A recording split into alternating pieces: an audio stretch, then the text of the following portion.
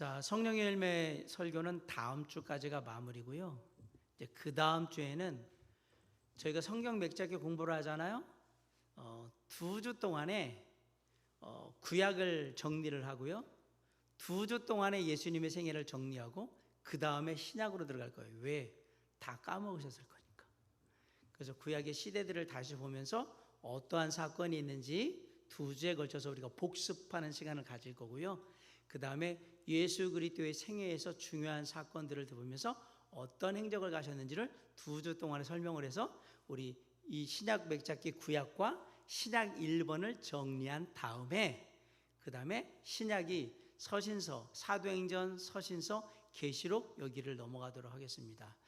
참고로 사도행전, 서신서, 계시록은 제가 지금 마지막 그 추가 작업을 조금 바꿔서 하고 있는데 한 140페이지 정도 될 것 같아요. 책 한 권이에요, 책 한 권. 예, 저도 징하죠? 한번 해보겠습니다. 어떻게든지. 이걸 2권으로 해야 되나 1권으로 했는데 그냥 1권으로 좀 두껍게 해서 그냥 한번 해보려고 준비는 하고 있는데 아무튼 뭐 칼라로 해서 준비를 해보도록 할게요. 그러면 맥잡기 공부를 또 계속하게 하게 될 겁니다. 자, 성령의 8번째 열매는 온유입니다. 온유의 부제목은 세상을 가슴으로 품는 시자이라고 붙였습니다. 세상을 가슴으로 품는 시자. 온유는 사전적인 의미가 사람의 표정이나 성질이 온화하고 부드러움, 그게 온유의 사전적인 의미고, 한자로 온유는 따뜻하고 부드러움 이 뜻이에요. 그래서 우리가 정이 많고 다정다감하면서 조용조용한 사람 보고 온유하다 이렇게 보통 얘기를 하죠. 그런데 이건 세상에서 말하는 온유고 성경이 말하는 온유는 의미가 조금 다릅니다.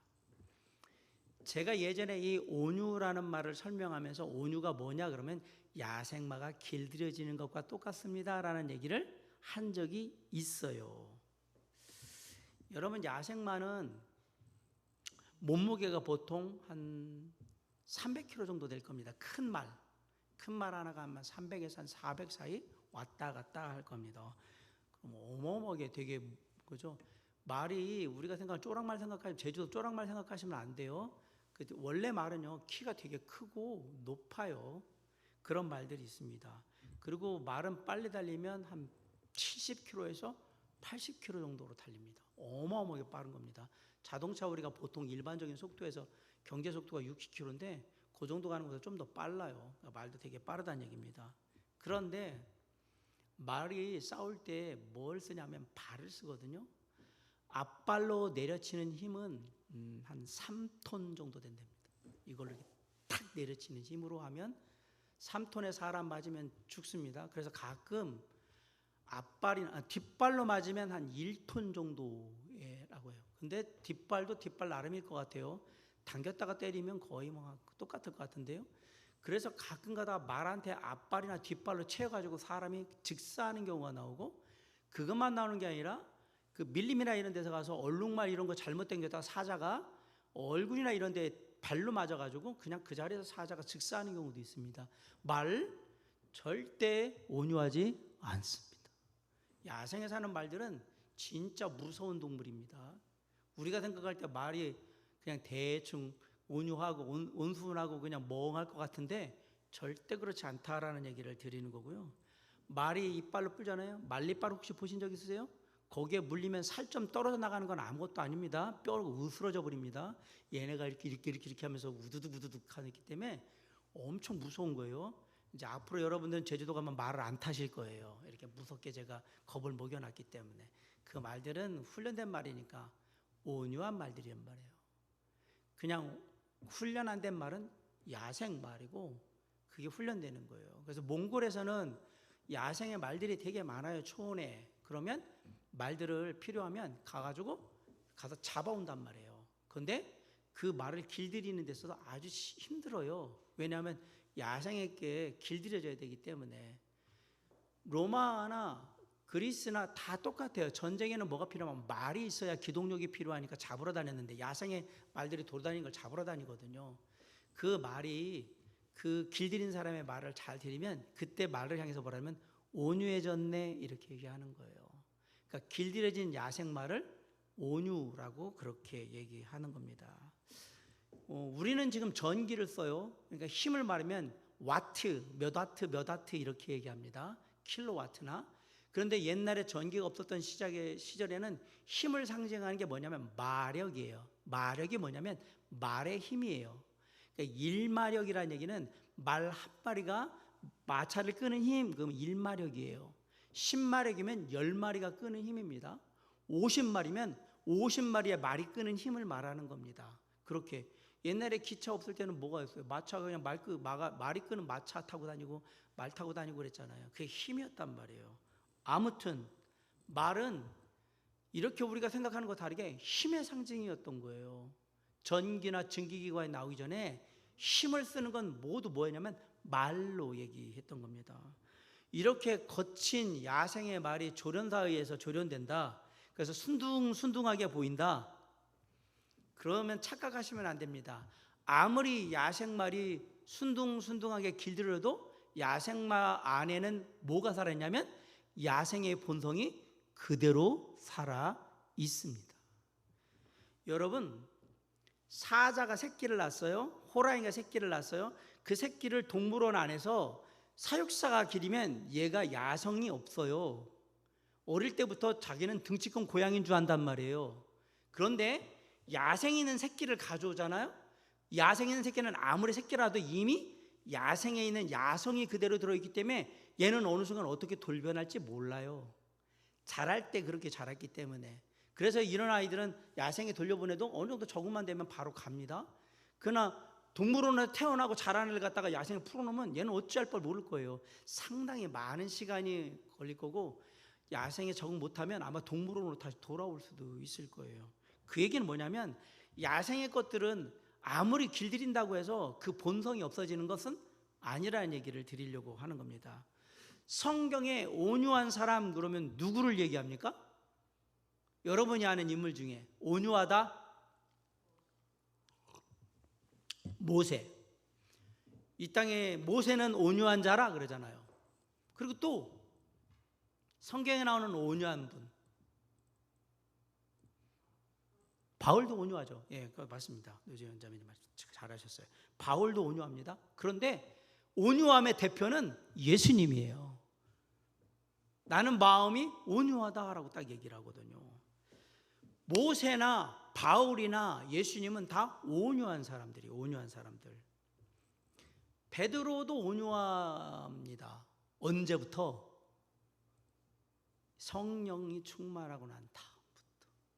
베드로가 그 전에는 야생마죠. 완전히 이제 생야생마, 막 거칠고 그런 모습들이 보였던 베드로가 성령의 역사하심, 임재가 일어나고 난 다음에는 사람이 확 바뀌어버리잖아요.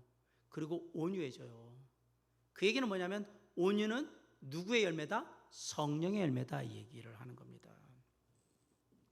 온유한 자는 그동안의 삶은 나를 사용하는 삶이었다면 지금의 삶은 주님 안에서 내가 주님을 위해 사는 삶인 거예요. 그러니까 나를 위한 삶에서 주님을 위한 삶으로 바뀌는 사람인 거예요. 그러기 위해서 뭐냐면 자기의 모든 것들을 바꾸는 사람, 이 사람이 온유한 사람인 거예요. 온유한 사람. 저도 생각해 보니까 제 아내가 항상 사모님이 하는 얘기가 있어요. 당신은 예수 안 만났으면 성질 참 더러울 수도 있겠다. 네. 생각해 보니까 그렇죠. 아무 말 안 하다가 화나는 사람들이 무서워요. 그렇게 될 거예요. 저도 기질 자체가 있기 때문에 예수 안 믿었으면 참 죄송합니다. 성격 개판일 텐데 이 생각을 합니다. 뭐 웃으시는 여러분은 좋으십니까? 제가 요거 얘기하려고 하는 겁니다. 그 누구도 주님 안에서 예수 안 믿었으면 진짜 세상에서 진짜 아주 저기 막 저 구월동을 그냥 휩쓸고 다니고 그럴 텐데 이 생각 안 드십니까? 우리가 예수 안 믿었다면 과연 어떤 모습? 상상이 안 돼요. 저는 내가 예수 안 믿었다면 과연 어떤 모습일까 상상이 안 됩니다. 그나마 예수 믿으니까 요 정도인 거예요. 그렇죠, 사모님? 예, 이제 옆에서 뭐 살아온 지가 오래됐으니까 저를 잘 알 겁니다. 온유. 세상을 가슴에 품는다 그럴 때 그 세상은요, 사람입니다. 세상에 있는 사람들을 가슴으로 품기 시작하는 게 온유예요. 주님께는 철저히 순종하고 주님의 뜻이라면 거침없이 달려가지만 영혼들을 향해서는 마음으로 다 품는 사람, 이 사람이 온유한 거예요. 왜 그런데 우리가 온유한 사람이 되기 어려울까? 여긴 세 가지 이유가 있어요. 첫째, 이게 다 내 마음에 안 들으니까. 내 스타일이 아니야. 성질 나거든요. 상대방을 내 마음에 품지 못한다. 품는다라는 마음은 내 마음에 닿는다라는 얘기잖아요. 마음에 담는다. 제가 홍윤표 집사님을 제 마음에 담습니다. 이 얘기는 제 마음에 든다. 그 얘기잖아요. 그죠? 그렇게 얘기하는 거예요. 마음에 담는다는 얘기는 내 마음에 들어요. 이 얘기를 하는 거란 말이에요. 그러면 온유하지 못한 이유는 내가 마음에 안 든다라고 그랬어요. 그럼 내 마음에 안 넣겠다라는 얘기예요. 그럼 그 사람을 부정적으로 보거나 안 좋게 보고 말하고 그렇게 한다는 얘기예요. 뭐가 마음에 안 들까? 그 사람 말투가 마음에 안 들든지, 행동하는 게 마음에 안 들든지, 그 사람 생각이 마음에 안 들든지, 그 사람 사는 동네가 마음에 안 들든지, 아니면 그 사람이 사는 방식이 마음에 안 들든지, 그 사람이 다니는 학교가 마음에 안 들든지, 뭐 성격이 마음에 안 들든지, 외모가 생긴 게 마음에 안 들든지, 아니면 가정 배경이 마음에 안 들든지, 뭐가 마음에 안 드는 거예요. 마음에 안 들어. 그러니까 뭐 하냐면 마음에 안 드니까 안 넣는 거예요. 마음에 들어넣지를 않는 거란 말이에요. 그냥 그래서 싫어라고만 하면 그나마 다행인데요, 거기에 대해서 싫은 것에 대한 얘기를 하면 더 최악이 되는 거예요. 쟤는 이래 저래 그러면서 안 좋은 부정적인 얘기를 하잖아요. 그냥 싫어하고 나하고 끝나기만 하면 그나마 양반이에요. 그런데 이런 경우에 대부분 말과 행동으로 내가 널 싫어한다, 넌 내 마음에 안 든다는 걸 막 말한단 말이에요. 그래서 우리는 온유한 사람이 되기가 어려워요. 우리 마음을 그대로 막 얘기하기 때문에. 성령의 첫 번째 열매가 뭐예요? 갈라디아서 5장 22절을 보니까 사랑이잖아요. 사랑. 모든 것을 변화시키는 시작은 사랑이다. 자, 나는 모든 것을 판단하는 기준을 무엇으로 갖고 있는가? 내 마음으로 갖고 있다. 그러면 절대 온유해 줄 수가 없습니다. 모든 것을 판단하는 그것은 예수 그리스도 하나님이어야 되는데, 쉽게 말하면 하나님의 말씀이나 가르침이어야 되는데, 이게 안 되면 우리는 온유해 줄 수가 없어요. 온유함은 우리가 노력해서 가질 수 있는 게 아니고 하나님이 주시는 거거든요. 성령의 역사로. 그러니까 우리는 온유해지지를 못했던 거예요. 세상을 품기 위해서는 내가 변해야 돼. 내가. 자, 세모가 네모를 품으려면 어떻게 돼야 될까요? 두 가지 방법이 있습니다. 세모가 네모를 품으려면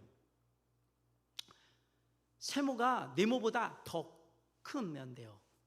네모가 들어갈 수 있을 만큼 크면 되거나, 두 번째, 아니면 세모가 어떻게 되면 될까요? 네모로 바뀌면 되죠. 나 네모로 바꾼다? 그래가지고 똑같이 바뀌면 품을 수 있는 거예요.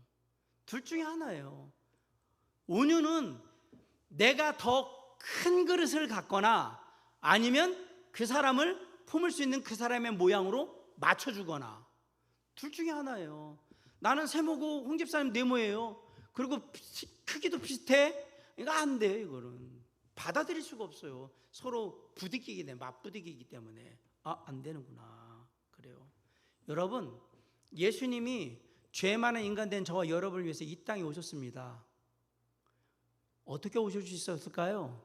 그분이 온유한 분인가 오신 거예요. 쉽게 말씀드리면 그분이 우리보다 크신 분이니까 다행히 올 수 있는 거예요.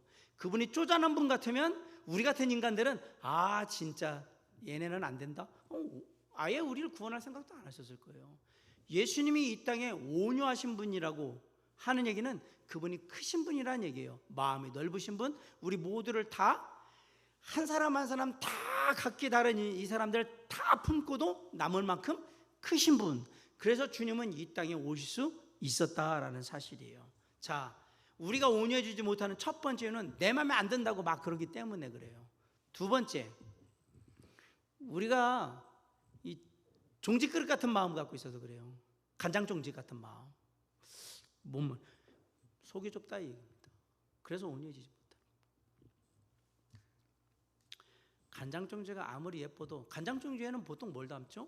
네, 간장이나 찍어 먹을 수 있는 뭐 꿀이나 뭐 조금 더 많이 나면 뭐 고추장이나. 여러분은 간장종지에다가 찌개를 담거나 국을 담습니까? 어떻게 담습니까? 거기다가 두부 하나만 넘어도 퐁 넘어갈 텐데 속이 좁다는 얘기예요. 그건 담을 수 없습니다. 사람의 마음도 마찬가지예요. 마음이 좁으면 품을 수가 없어요. 그래서 우리는 마음을 넓게 가져야 돼요. 좁은 마음에서 뭘 가지고 있겠어요? 그러니까 넓은 그릇, 포용력이 넓은 사람, 그렇게 돼야 되는 거예요. 그래야 내 감정을 넘어서 여러 사람들을 바라볼 수 있고 품을 수 있는 그릇이 된다. 그런 사람들을 세상에서 뭐라고 얘기냐면 대인배라고 하고, 간장조개 같은 마음을 가지면 소인배라고 얘기하는 겁니다. 사무엘하 3장에 보면 아브넬이 헤브론을 돌아오며 요압이 더불어 조용히 말하려는 듯이 그를 데리고 성문으로 들어가 거기서 배를 찔러 죽이니 이는 자기 동생 아사엘의 피로 말미암음이라. 아브넬은 헤브론에 장사하고 아브넬의 무덤에서 왕이 소리를 높여 울고 백성도 다 오니라 라고 되어 있는데, 여러분 아시지만 요압이 평소에 마음 듣던 아브넬을 조용한 곳에 데려가서 죽여버려요. 그런데 아브넬은 다윗의 정적이에요. 잘했어요. 평소 눈에 가시 같았던 거 그냥 처리해줬으니까 요압이 잘한 거죠. 뭐 그럴 수 있어요. 그런데 놀라운 건 다윗이 아브넬이 죽었다고 슬퍼합니다. 그런데 백성들이 같이 웁니다. 왕이 소리 높여 울고 백성도 다 우니라. 사무엘하 3장 이 똑같은 장 36절 37절에 온 백성이 보고 기뻐하여 왕이 무슨 일하든지 무리가 다 기뻐하므로 이 나라의 온 백성과 온 일하지 넬의 아들 아브넬을 죽인 것이 왕이 한 것이 아닌 줄을 아니라 그랬어요. 여기서 우리가 주목해야 될 사실이 있어요. 아브넬은 다윗과 반대편에 있었던 적장이었습니다. 그런데 다윗은 이 아브넬조차 품은 넓은 사람이었던 겁니다. 그래서 비록 적장이었지만 안타깝다. 이 나라의 좋은 인재였는데, 그리고 슬피 우니까 백성들이 볼 때 같이 울었어요. 저 사람이 저렇게 반대편에 있는 사람도 그러네? 그럼 우리 같은 사람들은 더 살갑게 돌봐주지 않을까? 반대편에 있는 사람들도 저렇게 크게 품는 사람이라면 내 사람도 당연히 품겠지.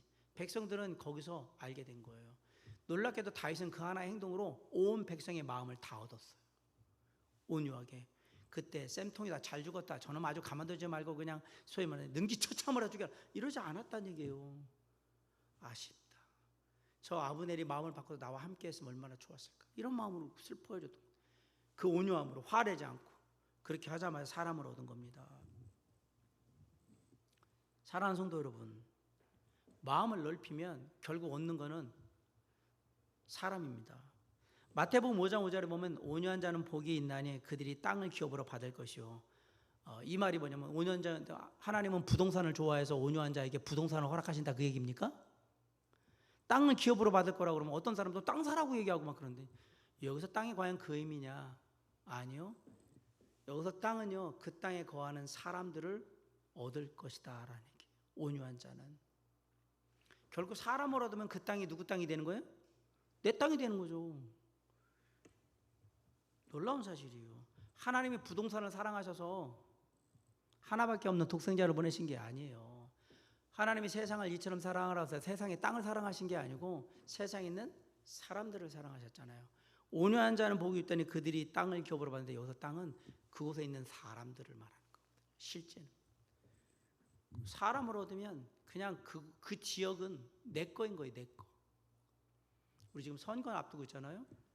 그 동네 사람들 마음 얻으면 그 지역은 내 지역인 거예요. 그냥 그거예요. 지금 온유한 자는 그 얘기를 하는 거예요. 아 그렇구나. 자, 넓은 마음을 가지면 우리가 사람을 얻을 수 있다. 그 얘기를 하는 겁니다. 세 번째로 우리가 왜 온유하지를 못하느냐? 냄비 같은 마음을 갖고 있어서 그래요. 냄비 같은 마음은 감정의 기복이 심하다 얘기죠. 요나서 4장에 보면 요나 얘기가 나옵니다. 요나가 니네 심판하러 메시지 본다라고 해서 그 물고기 뱃속에서 있다가 뱉어가지고 시켜놨더니 가가지고 얘기를 하는데, 요나는 원래 니느웨 백성들이 회개하는 것조차를 원하지 않았던, 아니 하나님에게 그냥 재앙받아가지고 다 싹쓸이로 죽기를 바랬던 그런 사람이에요, 선지자가. 그래서 니느웨 백성들이 회개하고 하나님의 말씀을 듣고 회개하잖아요. 요나가 그냥 헛소리를 막 짓거렸는데 그게 하나님의 말씀으로 답 듣고 막 울면서 회개하고 막 그런 거, 이게 아닌데 짜증이 났어요. 그래서 요나가 뭐냐면 요나가 매우 싫어하고 성냈다라고 요나서 4장 1절에 얘기해서 내가 원한 건 이게 아니었다.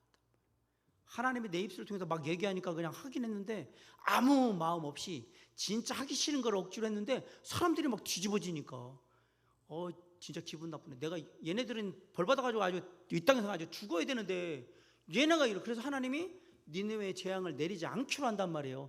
그거에 화가 났어요. 그러니까 뭐라 그랬냐면 여호와여 원하건대 이제 내 생명을 거두어가소서 사는 것보다 죽는 것이 내게 나음이다. 그 뭐예요? 내가 이 꼴 보자고 내가 여기 와가지고 이 일을 하는지 아십니까? 차라리 날 죽여요. 나 안 할래요. 막 이러고서 뻗댕겼단 말이에요. 성경에 유일하게 하나님과 직접적으로 맞짱 뜬 선지자예요, 요나.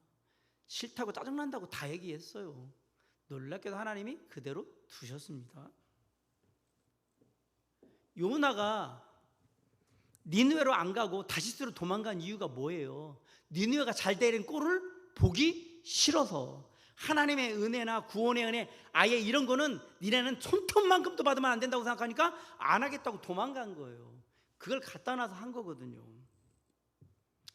참 기분 그런데 그 땡볕에 그러고 앉아서 씩씩거리고 있으니까 하나님께서 박동굴을 예비해가지고 요나를 머리에 뜨겁지?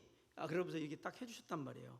하나님 여호와께서 박넝쿨을 예비해서 요나를 가리게 하셨으니 이는 그의 머리를 위하여 그늘이 지게 하며 그의 괴로움을 면하게 하려 하심이었더니 요나가 박넝쿨을 말미암아 크게 기뻐하였더니.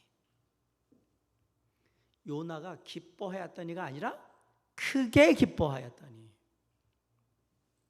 요나가 매우 싫어하고 성내며 그러더니 박농풀해지니까 크게 기뻐하였더니.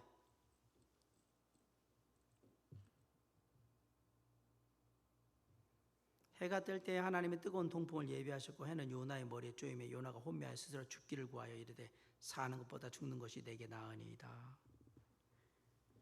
또 박농풀 치워가지고 머리 또 뜨겁다고 그러면 내가 날 죽이세요. 아주 내가 이러고 있느니 내가 죽는 게 낫지. 막 요나는 감정이 막 죽을 듯 하는 거예요. 그냥 하나에 좀 해해 그랬다 하나 해해 그러다가 우리 모습 보는 것 같잖아요. 요나는 낯설지 않아요. 우리 모습 보는 것 같거든요. 우리 모습. 제가 예전에 설교하면서 그랬잖아요. 요나는 우리를 그냥 그대로 스캔해서 찍어놓은 것 같다고. 하는 거 보면. 아닌데요, 목사님. 저는 요나보다는 덜한데요. 도찐 깨찐이에요. 그게 그거예요. 똑같아요. 요나의 가장 큰 약점은 냄비 같은 거예요. 냄비 끓을 때 막 후루룩 끓었다가 그냥 씩씩고 후루룩 끓었다가 막 씩씩고 뭐 이런 거예요. 그런 사람은 온유함을 가질 수가 없습니다. 그 얘기입니다. 박농쿨 만들었다고 좋아했다가 또 박농쿨 치우니까 그냥 막 죽여달라고 막 얘기하고. 하나님이 이렇게 얘기합니다. 여호와께서 이르시되 네가 수고도 아니하고 재배도 아니하였고 하룻밤에 났다가 하룻밤에 말라버린 이 박농쿨을 아꼈거든. 하물며 이 큰 성읍 니느웨에는 좌우를 분별하지 못하는 자가 12만여 명이요 가축도 많이 있나니 내가 어찌 아끼지 않겠느냐 하시니라. 야, 네가 이거 났다가 말라 죽은 박농쿨 아끼는 거 그거는 중요하고 내가 여기에 하나님의 복음도 몰라가지고 구원의 복음도 몰라가지고 지금 죄 심판받아야 되는 심판 앞에 있는 12만 명을 아끼는 건 이거는 안 되는 거야? 이 말은 뭐예요? 네가 생각하는 네가 귀하게 여기는 박농쿨보다 이 니느웨에 있는 12만 명이 가치가 없다고 생각하냐? 라고 딱 물으신 거잖아요. 하나님과 요나의 차이는 뭘까요? 요나는 자기 감정에 충실한 사람이었습니다. 그런데 하나님은 자기 감정에 충실한 분이 아니라 사람들을 품는 분이셨던 거예요. 차이는 그거밖에 없어요. 사람들의 감정에 충실한 분, 요나는 자기 감정에 충실한 사람. 이 차이밖에 없어요. 온유한 자는 내 거를 살피는 게 아니라 다른 사람의 걸 살피는 거예요. 요나는 이방이니까 죽어도 싸다고 생각했는데 하나님 보시기에는 다 똑같은 귀한 영혼이었던 거예요.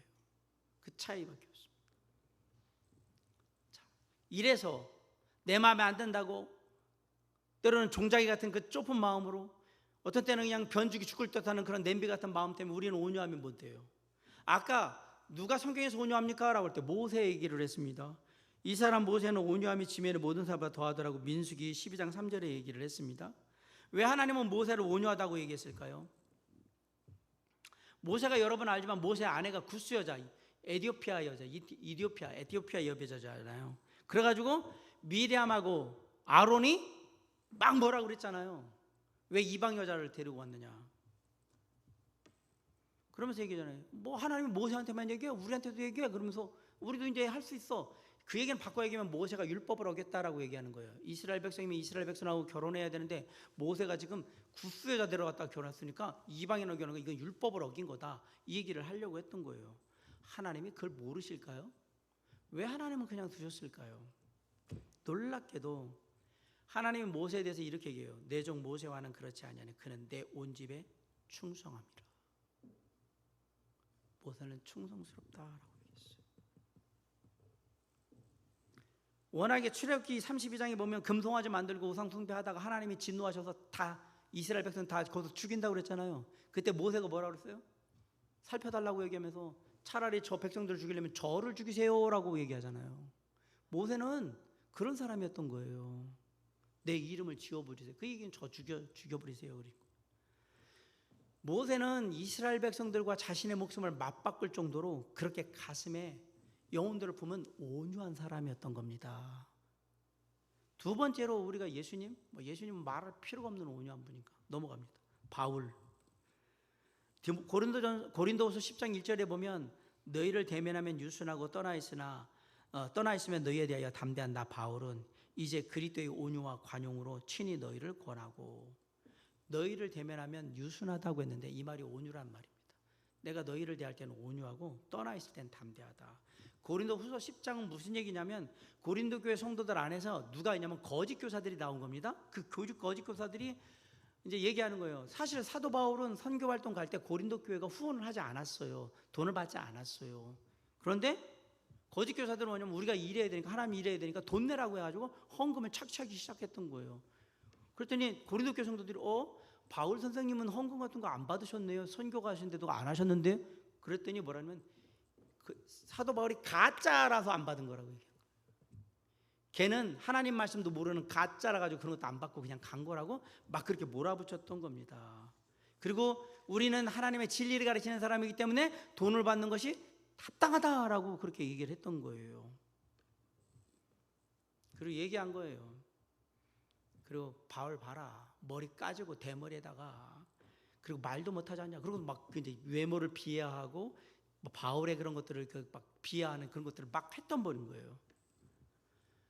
그러자 바울이 담대하게 너희 안에 그런 사람들이 있다는 걸 내가 들었다라고 얘기를 하면서 편지를 쓰는 거예요. 그러면서 뭐라 그러냐면 내가 너희들한테 다시 가길 원한다. 나중에 여러분 이제 서신서 배울 때 이거 배울 거예요. 다시 가서 그들을 내가 심판하리라. 그리고 뭐라 하냐면 그들의 유혹에 넘어가지고 따라가는 자들도 반드시 내가 징계하리라. 그 얘기는 뭐냐면 다 쫓아내겠다고 얘기한 거예요. 바울은 내가 너희들을 대할 때는 유순하지만, 쉽게 말하면 너희들이 하나님의 말씀 안에서 하나님의 말씀을 따라서 하나님 안에서 살아갈 때는 내가 너희에게 정말 온유하게 대할 수 있지만, 네가 하나님의 말씀의 교훈을 벗어나가지고 악한 가르침을 하고 거짓된 가르침을 한다? 나는 절대 그렇게 한다. 이게 온유의 양면성이에요. 하나님의 말씀에 벗어나는 건 아까 제가 앞에 뭐 얘기했죠? 말 얘기했죠. 말, 야생마가 길들여지면 온유한 것 같지만 야생마 안에는 뭐가 있어요? 야성이 그대로 있다고 했잖아요. 바울이 지금 그런 모습을 보이는 거예요. 말씀 안에 주 안에 거하는 자에게는 정말 더없이 온유한데 이거 바깥으로 나가는 자에게들은 정말로 강한 용사인 거예요. 말씀으로 너희들이 절대로 너희들을 가만두지 않을 거라고 얘기하는 거예요. 너희들이 가짜 가르침을 해서 얼마나 많은 영혼들이 하나님의 주님의 품을 떠났는지, 그리고 이들이 세상으로 갔는지, 내가 이 부분에 대해서 반드시 대가를 치르게 하겠다라고 얘기를 하는 거예요. 이게 온유함인가? 네. 주님이 예루살렘 입성해가지고 그 다음날 제일 먼저 하신 게 뭐예요? 뭐 하셨어요? 성전 정화하셨잖아요. 청소하셨잖아요. 가가지고 여기가 지금 이런데요? 새 팔고 고기 팔고 환전하는 거 다 뒤집어 엎잖아요. 이게 온유한 모습이에요? 주님은 온유한 분이 맞아요. 주님은 하나님 안에 있을 때는 그 누구도 연약함과 그 부족함, 연약 다 상관없어요. 그런데 하나님의 말씀에 벗어나서 제 멋대로하면서 그것이 마치 맞는 것인 양 거짓으로 가짜로 얘기하는 것에 대해서는 그냥 절대 두고 보지 않으셨어요. 이게 온유함이에요. 이게 온유함은 그런 거구나. 성질 낸다고 온유하지 않다고 얘기하면 안 된다는 거예요. 거룩한 분노를 내는 게 온유함 안에 있다. 이게 온유의 양면성입니다. 그 얘기를 하는 거예요. 고린도 교회 가면 내가 가짜 교사들 다 출교시키고, 그 다음에 그 가짜 교사들 따라가지고 교회를 아주 풍비박산 나도록 그렇게 혼란시켰던 그 무리들 다 내쫓을 거라고 얘기하는 거예요.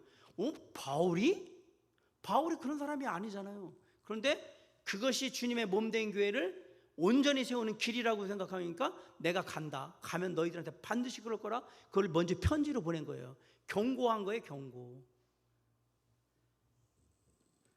마치 바울은 길들여진 야생마 같습니다. 이게 온유의 양면성이거든요. 자, 어떻게 하면 온유한 자가 되니까? 맞습니다. 부드러운 마음을 가셔야 돼요. 제일 먼저. 또 새 영을 너희 속에 두고 새 마음을 너희에게 주되 너희 육신에서 굳은 마음을 제어하고 부드러운 마음을 줄 거라고 에스겔서 36장 26절에서 얘기했어요. 그 부드러운 마음이 우리를 온유케 하는 게, 그 부드러운 마음은 뭘까요? 성령이 역사하시는 마음입니다. 그러면 온유해진다. 그 얘기예요. 말씀을 듣고 말씀에 순종하는 겸손해지고 정말 성실해지고 신실해지고, 이게 부드러운 마음이에요. 하나님의 마음, 겸손한 마음, 그 마음을 가져라. 그게 누구를 통해서 이게 이루어지냐? 여기 보세요. 새 영을 너희 속에 두고 성령이 역사해야만 온유해진다. 두 번째, 우리가 부드러운 마음, 성령을 통해 부드러운 마음을 가져야 온유함이 되고, 두 번째, 예수 그리스도께 배우셔야 합니다. 나는 마음이 온유하고 겸손하니 나의 멍에를 메고 내게 배우라. 그러면 너희 마음이 쉼을 얻으리라. 마태복음 11장 29절. 요즘 성품학교 뭐 이런 거 옛날에도 많이 하고 성품교육 막 이렇게 합니다. 사랑하는 성도 여러분, 프로그램을 통해서 온유해 줄 수 있다면 제가 100번, 1000번, 10,000번 성품 프로그램을 돌리겠습니다. 물론 도움이 안 된다는 얘기는 아닙니다. 제가 드리고 싶은 얘기는 성품 교육을 받고 프로그램을 돌린다고 우리가 온유해지지 않는다. 성령이 역사하지 않는 한 프로그램 이수하거나 졸업했다고 온유해지지 않습니다. 착각하지 마세요. 그건 안 되는 겁니다. 예수 그리스도 안에서 우리가 온유해지려면 겸손해져야 되고 순종할 줄 알아야 돼요. 잘 보세요. 그렇구나. 우리의 내면을 가장 잘 아시는 예수 그리스도께 우리는 순종하고 겸손하게 나갈 줄 알아야 돼. 그 훈련이 되어야 된단 말이에요. 그 다음에 그런 준비된 자에게 성령이 역사하신다라는 사실이. 그냥 길길이 날뛰는 데에 역사하는 게 아니고, 내가 주의 말씀을 따르길 원합니다. 주님 앞에 늘 겸손하길 원합니다. 그렇게 되었을 때 거기에 온유함이 임한다. 그래서 예수 그리스도를 통해서 온유함, 그러니까 겸손함과 정말 성실함, 그 다음에 이런 어쩌면 선한 마음들 훈련받아야 된다는 얘기입니다. 마지막 세 번째로 우리가 온유해지기 위해서는 자기를 부인하셔야 합니다. 마태복음 13장에 가면 씨 뿌리는 자의 비유가 나와요. 좋은 땅에 떨어진 씨에서 열매를 나죠. 그런데 길가 돌밭 가시떨기에서는 열매가 나지 않아요. 왜 그럴까요? 열매를 못 맺어요. 길가 돌밭 가시떨기는 열매를 못 맺어요. 그러면 좋은 땅과 이것과 차이는 뭘까요? 제가 그래서 이거 성경 공부할 때 물어봤어요. 원래 그 땅이 좋은 땅이었습니까? 아예 처음부터 좋은 땅이었습니까? 라고 물어봤어요. 여러분이 이거 설교할 때도 제가 그랬던 것 같아요. 똑같이. 이게 원래 처음부터 좋은 땅이었을까요? 아니에요. 그 땅에 가서 풀을 뽑고 돌멩이를 걷어내고 거기에 나무 뿌리 같은 거 다 캐내고 그러면서 계속해서 굳어있는 땅을 보슬보슬하게 그렇게 만들고 그렇게 했을 때 좋은 땅이 되는 거예요. 사람들은 맨날 결과만 봐요. 얘가 좋은 땅이 되기 위해서 어떤 노력을 했는가 하는 생각을 안 해요. 그리고 그냥 좋은 땅만 봐요. 길가 돌짝 가시떨기는 그 작업을 안 한 거예요. 차이는 그거밖에 없어요. 좋은 땅에서 열매를 낸 이유는 바꿔 얘기하면 내 안에 열매를 맺는데 방해가 되는 모든 나무뿌리, 돌뿌리, 가시 다 뽑아냈기 때문에 그런 거예요. 내 안에 있는 거를. 그래서 좋은 땅이 된 겁니다. 자, 그럼 내 삶의 열매를 맺기 위해서는 뭐 해야 돼요? 성령의 열매인 온유의 열매를 맺는데 방해되는 건 다 끄집어내셔야 됩니다. 다 뽑아내셔야 돼요. 아까 말한 냄비같이 막 죽을 듯하는 마음이 있거나 종지 같은 그냥 속 좁은 마음이 있거나 내 마음에 안 준다고 툴툴거리는 거 다 뽑아내야 된단 말입니다. 그러지 않는 한 열매는 안 맺히는 거예요. 그게 교훈입니다. 교훈. 사랑하는 성도 여러분, 오늘 우리가 온유한 자가 되어야 된다라는 것을 배웠습니다.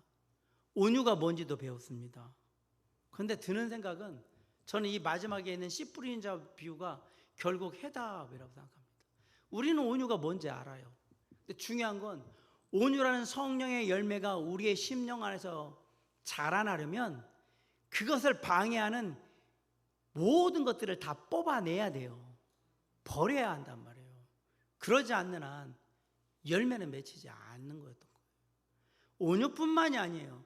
사랑과 희락과 화평과 오래 참음과 자비와 양성과 충성, 절제 다 마찬가지예요. 성령의 열매가 우리 안에 마음 안에서 자라나려면 그걸 방해하는 건 그 어떤 거든지 다 버려야 한단 말입니다. 그래서 뒤로 갈수록 어려웠던 거예요. 그렇습니다. 그렇지만 힘들지만 그래도 해야 합니다. 힘들기 때문에 해야 하는 가치가 있는 것입니다. 성령의 열매를 맺읍시다. 온유한 성도들이 되어 봅시다. 정말 부드러운 마음으로 예수 그리스도의 마음을 본받아서 정말 우리 안에 자기를 부인함으로 온유함의 열매가 있고 하나님의 말씀에 겸손하고 늘 신실한데 또 하나님의 말씀에 벗어난 것에는 담대하고 정말 용기 있게 대응할 수 있는 그런 온유함, 그 온유함이 저와 여러분의 삶의 열매, 우리의 정말 심령의 열매가 되어서 아름답게 맺혀날 수 있기를 간절히 바라며 또 주님께서 그렇게 축복하시기를 간절히 바라올 때 예수 그리스도의 이름으로 감사하는 마음으로 우리 그렇게 살아갈 수 있기를 간절히 바랍니다. 기도하겠습니다.